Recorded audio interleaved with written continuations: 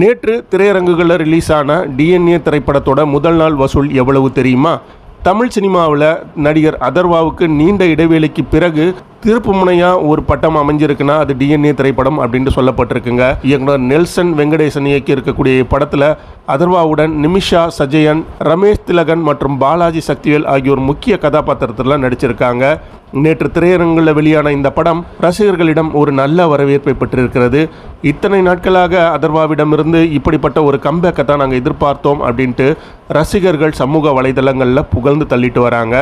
இந்த நிலையில் டிஎன்ஏவோட முதல் நாள் வசூல் என்னன்ற தகவல் இப்போ வெளியாயிருக்கு. அதன்படி பார்த்தீங்கன்னா இந்த திரைப்படம் முதல் நாளில் 80 லட்சம் ரூபாய் வசூலித்திருக்கிறதாக கூறப்படுதுங்க. விமர்சன ரீதியாக பார்த்தீங்கன்னா நேர்மறையான மற்றும் எதிர்மறையான விமர்சனம் பெற்றிருந்தாலும் இந்த படம் வசூல் ரீதியாக நல்லா தான் இருக்குது அப்படின்னு சொல்லப்பட்டிருக்கு. இன்னும் கொஞ்ச நாட்கள், அதாவது போக போக இதோட வசூல் இன்னும் உயர்வடையும் அப்படின்ட்டு எதிர்பார்க்கப்படுதுங்க. பொறுத்திருந்து பார்க்கலாம் திரைப்படத்தோட முழு வசூல் என்ன அப்படின்றத.